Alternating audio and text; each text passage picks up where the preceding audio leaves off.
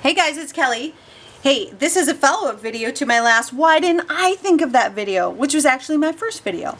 So just to clarify, guys, this whole concept of Why Didn't I Think of that series is intended for me to share with you something that you will sit and go, why didn't I think of that? So it's something that I've thought of that I can share with you that you can kind of have that moment. Okay, but what it turned into being is it gave the impression of, hey, I saw this somewhere else and why didn't, and then I do the same thing. It's totally misleading, but that's not the intention of it. The last one that I did, the lovely Miss Shannon Green had spent a lot of time, about like a month or so earlier, doing very similar things, and I never saw those videos before I did mine. I didn't see, I can't possibly watch all the videos, but I do love and adore her. She's here on YouTube. Search her up, Shannon Green. So after the fact, of course, I put her links and stuff in there just to show that, oh, well, apparently she did something too. But I look like a dirty, rotten idea stealer. Hey guys, that's not who I am. Those that know me know I will give shout outs. I'll do videos specifically for somebody that I saw that just absolutely inspired me. And I will always, always, always give credit where credit's due. Collaboration is always better. And that's how I am. That's how I will be. That's how I always have been. That's just the way it goes for me. So just to clarify that. So this series is intended to say, here's a moment, you know, so you guys can go, well, why didn't I think of that? It might evolve into me giving shout outs to people instead of just doing their own video, putting it in that series and saying, hey, go check them out. Look what they thought of, and sharing that way. Because again, collaboration is best. So all that aside, as I said, this is a follow-up video. So let me share with you what this was. So what it is these were napkins, okay? And I have a lot of gorgeous napkins, and I love to utilize that artwork in my mixed media projects. So, as do a lot of other people. But what I wanted to do was to stiffen it up a little bit and make it a little bit easier to work with. And, because again, it's a napkin, so, you know, they're really flimsy. So what I initially did was I used Mod Podge, and I put it over the napkin, and then that made it stiffer. The problem that we had, I say we because I got a lot of comments about other people saying, well, what do you do? They're tacky. How do you get through that? And that's true. They were very tacky. And if you put them one on top of the other, they're going to stick and they're going to get ruined. So my brain started going and I thought, well, what can I do? And I found the solution. I'm so happy to share it with you guys.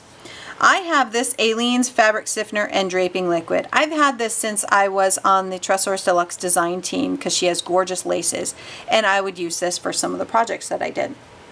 And I thought, well, this is kind of like a fabric material. Why couldn't I use fabric stiffener? I keep saying softener, so if I do, just know I'm talking about fabric stiffener. This stuff, okay? And it worked, guys. That is the answer. So, and I tried it a couple different ways. Let me go through what I tried. This napkin here was already pre-treated with Mod Podge, so it was already tacky. So I took that one, and what I did was I just took the fabric stiffener. It is kind of thick, so I watered it down a little bit. I just put like 4 sprays from a water bottle, a small water bottle, in about a tablespoon. Watered it down very, very little because I wanted it to be manageable to make it stiff. So just a little bit of water, mixed it up, and spread it over with a brush, let it dry, and I got this. As you can see, it punches. You can use whatever punches you'd like. The more detailed ones might get a little tricky, but this one is quite detailed. It's a Martha Stewart butterfly punch, and it worked out great. And it did not gum up my punch. So there's that one. Now, since this one was pre-treated with Mod Podge, as you can see, there's a whitewash to it. I love that effect on my mixed media projects, especially if I have a really powerful, overpowering background. It adds a nice, soothing overlay to it. It gives it, again, that whitewash effect. I like that. But if you don't like that, you know, then there's another option. So then I started thinking, well, this was already pre-treated with Mod Podge. That's a whole nother step. Can I just avoid that step? Absolutely. Absolutely. Just use fabric stiffener. This one, I used only fabric stiffener, and it's fantastic. Okay?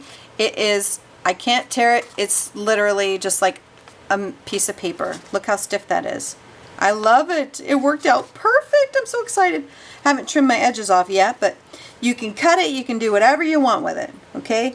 So, and how I did this, because again, it's a napkin and it's hard to work with, you know, and it's very fragile.